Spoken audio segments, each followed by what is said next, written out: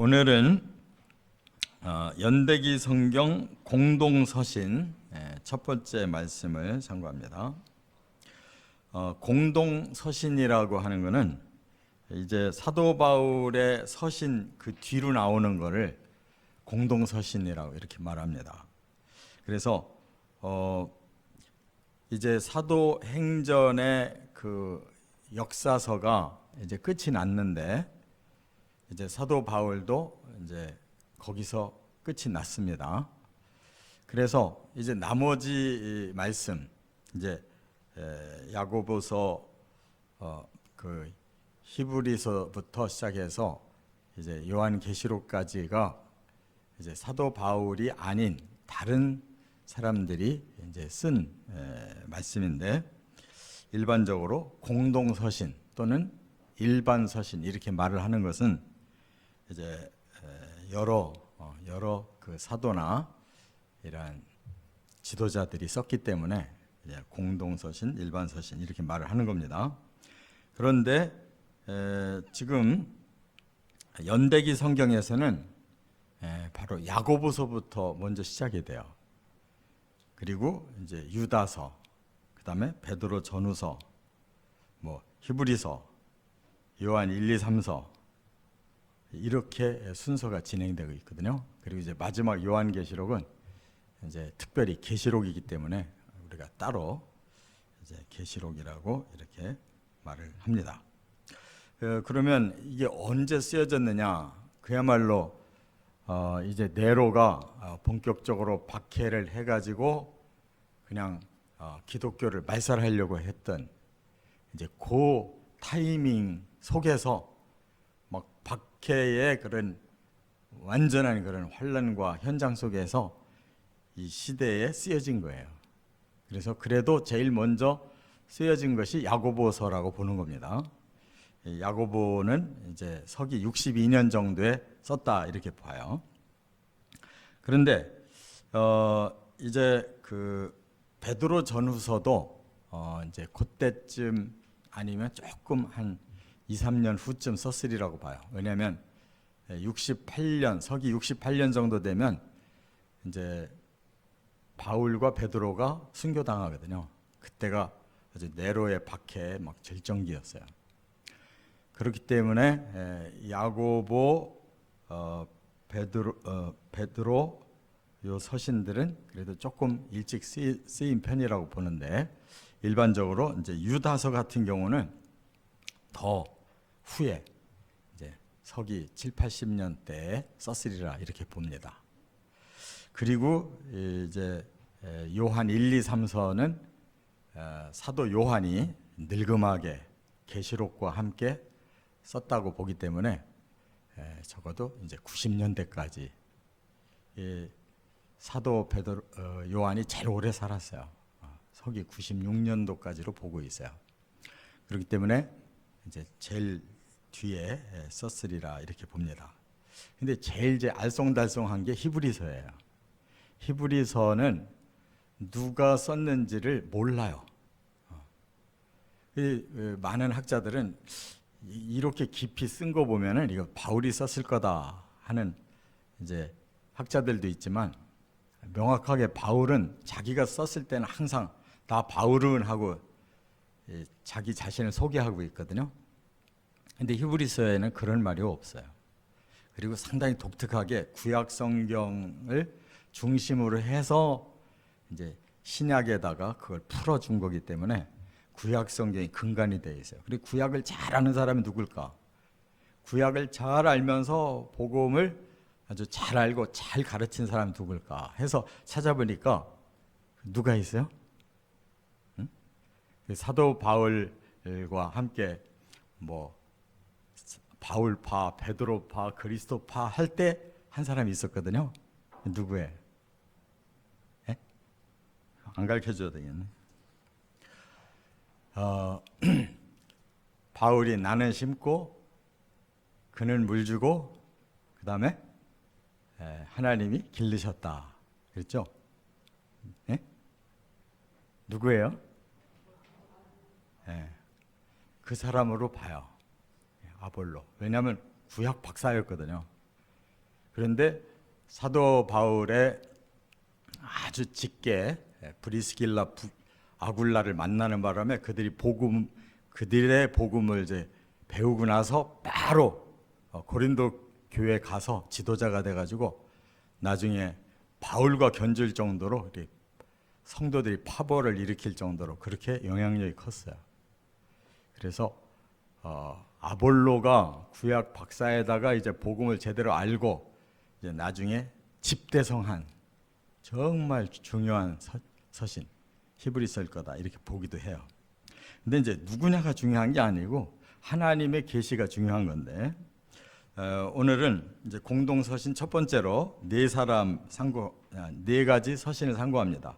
야고보서, 유다서, 베드로, 전서, 후서. 여기에 각각 특징이 달라요. 그래서 우리가 그 전체를 한눈에 보는 이러한 훈련이 필요해요.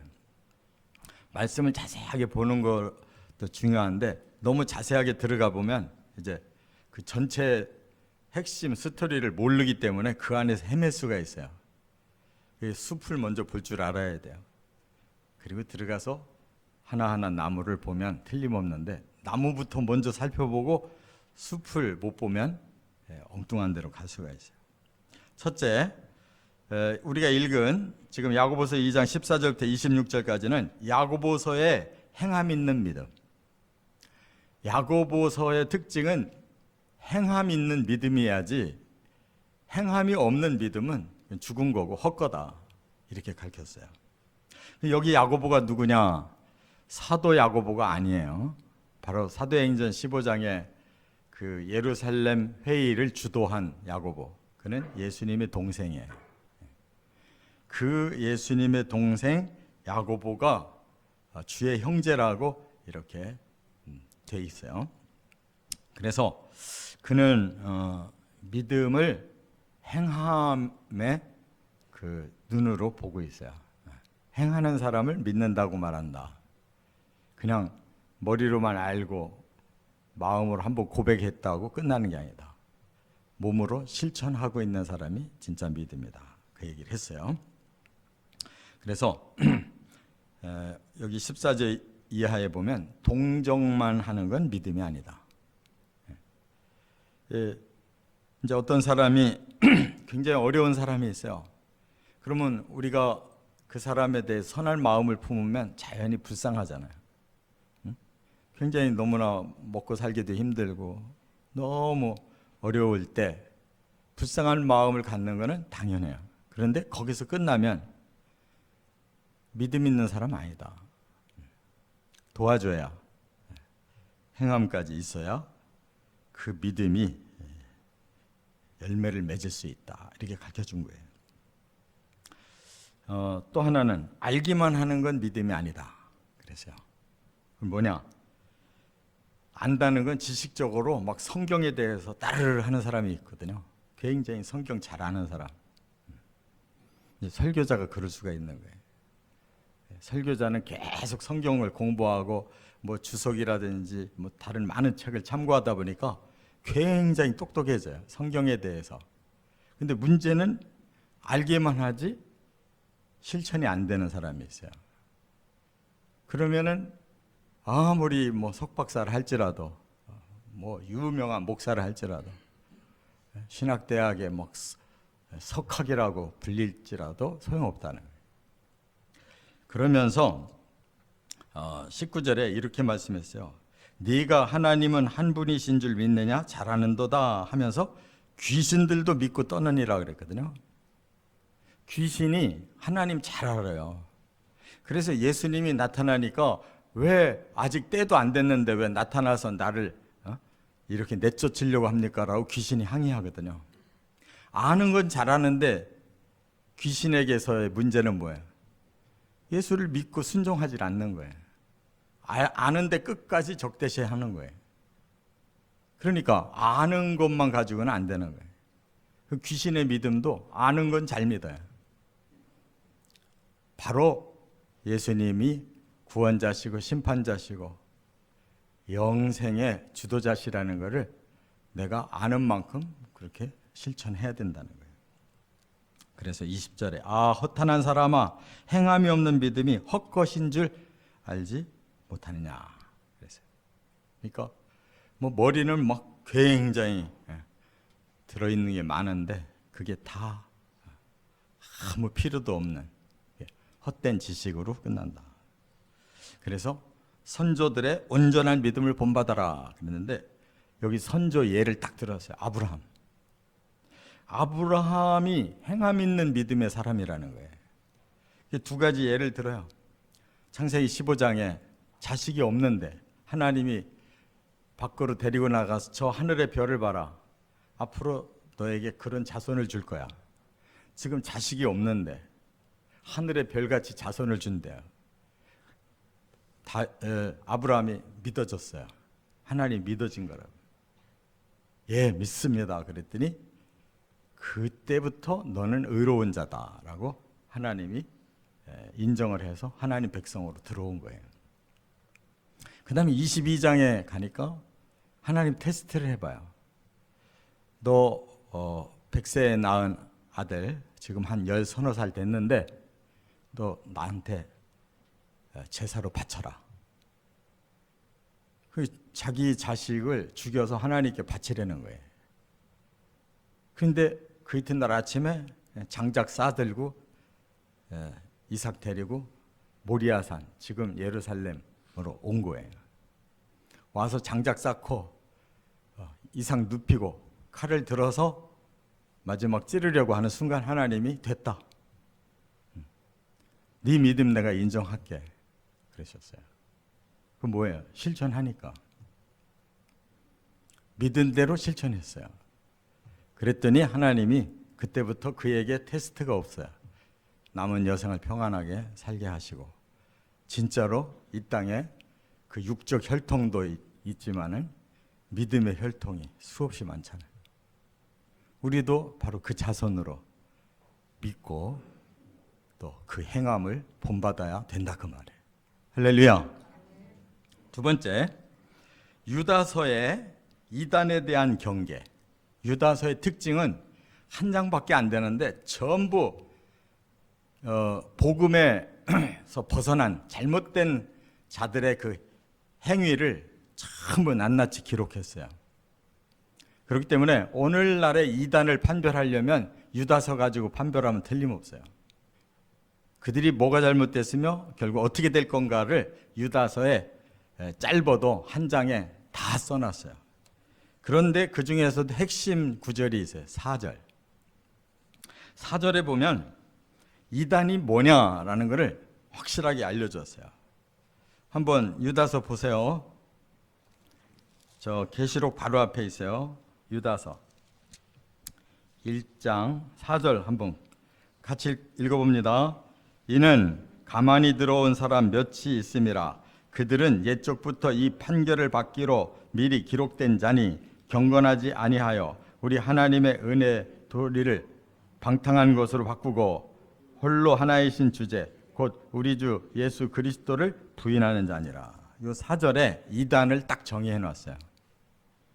그리고 나머지는 그 이단의 결과가 어떻게 될 거냐를 말했는데, 먼저 이 유다는 누구냐를 알아야 되는데, 이 유다는 가룟 유다가 아니에요. 유다는 바로 예수님의 넷째 동생이에요. 그래서 앞에 야고보도 예수님 동생이고 여기 유다도 예수님 동생이 다 친형제거든요. 그런데 어떻게 이 사람들이 예수를 믿었을까? 왜냐하면 성경에 보면 예수님이 초막절에 나 안 간다, 너희들만 가라. 그러니까 사람들에게 드러나려면 가야지 왜 안 가냐 비난했거든요. 그랬던 사람들인데 언제 예수 믿고 이 지도자가 됐느냐. 그래서 전승에 의하면 예수님이 승천하실 때 드디어 그들이 믿음이 열렸다 이렇게 말을 합니다. 그런데 이제 로마에 그들이 로마 제국에서 기독교가 이제 조금씩 성장을 하고 있는데 너무 이단이 많아진 거예요. 그래서 안 믿는 이방인들의 박해도 이제 문제지만 내부에서 믿고 있는 교회도 문제. 그러니까 밖으로의 박해, 안으로의 이단의 혼란. 이 두 가지가 교회를 너무너무 힘들게 한 시대. 서기 7, 80년대. 그래서 이 유다가 이제 이 서신을 이제 써서 여러 교회가 같이 돌아가면서 보게 되는데, 이단이라는 이 말 자체가 뭐냐면 이 한자로는 다를 이자의 끝단, 끝이 다르다는 뜻이에요. 그러니까 복음이 똑같이 나가다가 끝에 가면 갈라져요. 정통한 복음과 이단의 복음은 끝이 틀려요. 그래서 원어는 하이레시스라고 그래요. 이건 뭐냐? 분파, 갈라진다는 뜻이에요. 이단의 시작은 같이 기독교인데 가다가 갈라져요. 끝까지 예수님의 뜻을 받들지 않고 사람의 생각으로 돌아가 버린다는 거예요. 그래서 결국 망하는 거예요. 자, 그러면 여기서 이단의 특성을 네 가지로 말했는데, 첫째, 4절 제일 앞에 뭐라고 그랬냐면 가만히 들어온 자라고 그랬어요. 이단은 공개적으로 하질 않습니다. 대단히 비밀스럽게 해요. 그래서 사람들로 하여금 더 혹하게 만들어요. 뭔가가 막 굉장한 게 들어있는 것처럼 아주 비밀스럽게 살며시 너만 알아라, 그런 식이에요. 그래서 사람들이 더 호기심을 느끼는 거예요. 그런데 예수님이 그러셨죠. 복음서에 가라지 좋은 씨를 심었는데 거기에 가라지를 뿌렸다 그래요. 가라지는 공개적으로 안 뿌립니다. 살짝 어서 밤에 뿌리는 거예요. 바로 사탄이 가라지를 뿌린 것이 이단인 거예요. 깨달으시 바랍니다. 그래서 언뜻 보면 똑같아요. 자세히 봐야 아는 거예요. 그 다음에 4절에 두 번째 뭐라고 말했냐면 심판이 예정된 자라고 그랬어요. 그 심판이 왜 예정이 됐겠느냐? 바로 사탄이 뿌려서 사탄이 거두면 그 사탄이 거둔 곡식은 어디로 가냐면 저 지옥으로 들어가는 거예요. 왜?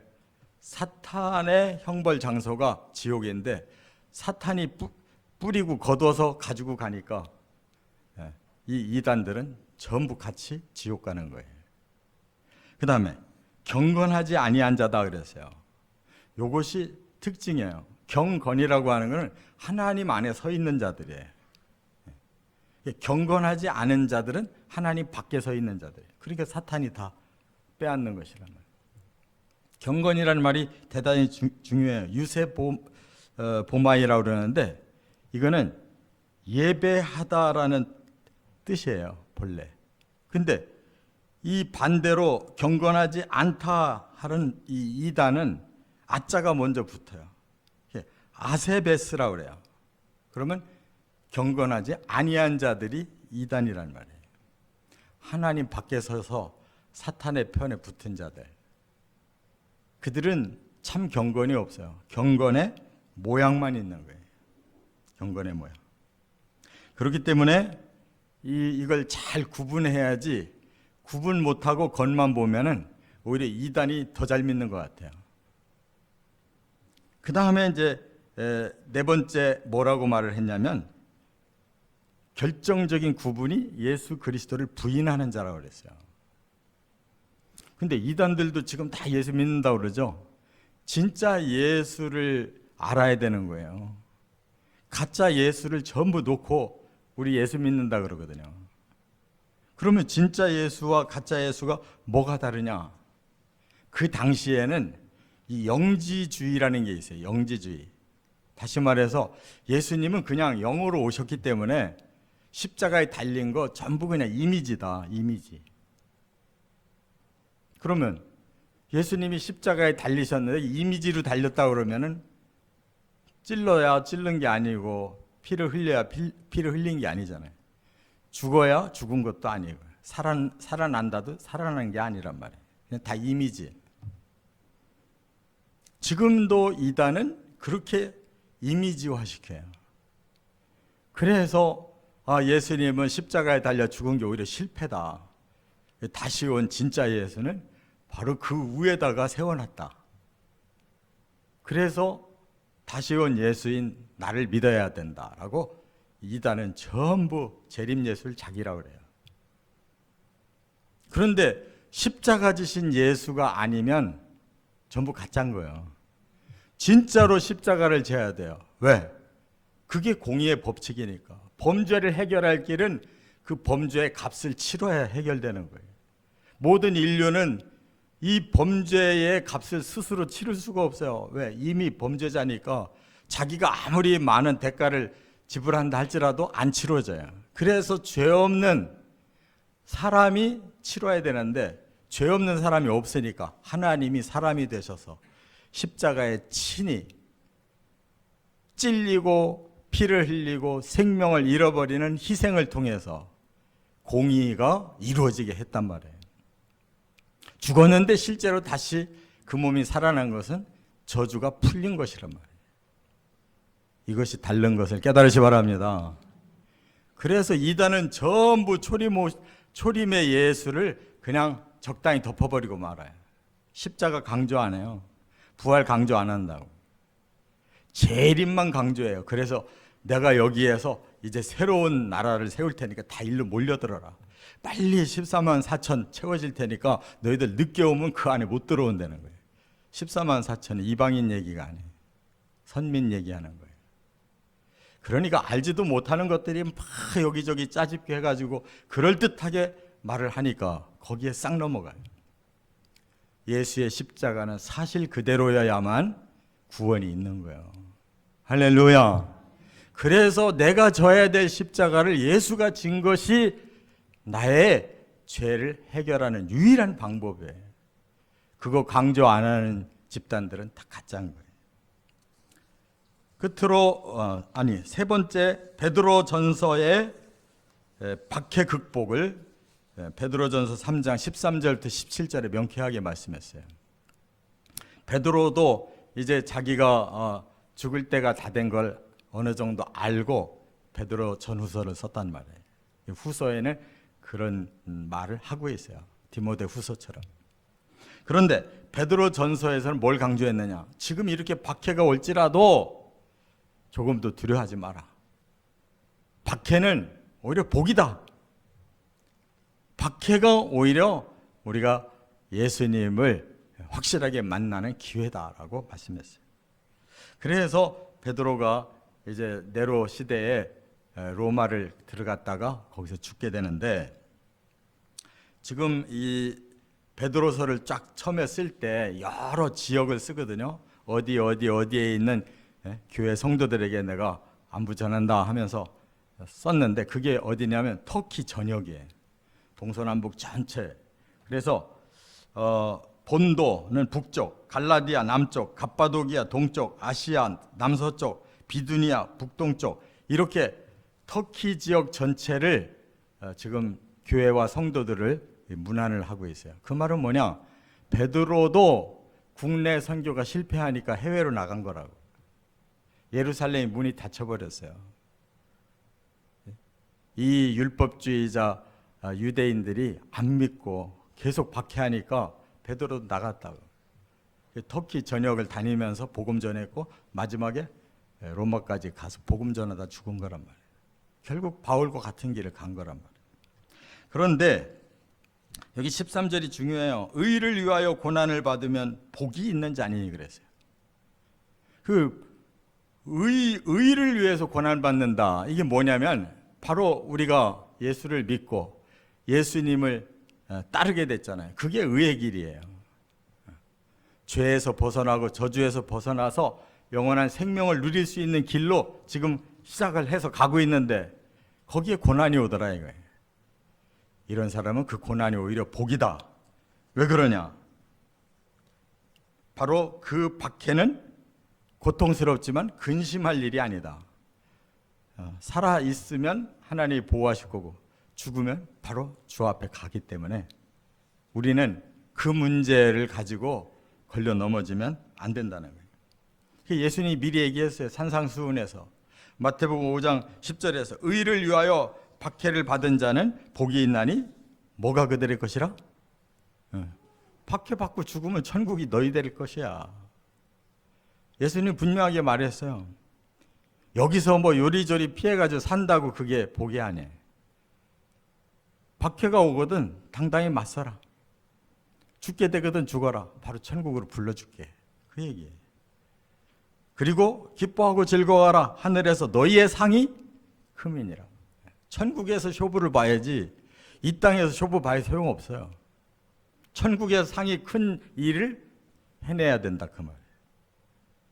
그 다음에 15절에는 마음에 그리스도를 모시고 무장해라. 박해를 극복하는 방법은 다른 게 없어요. 아니 예수님도 우리를 구원하려고 대신 죽으셨는데 그 공로로 우리가 구원을 받았다면 우리도 예수의 마음을 가지고 예수님을 따라가야지.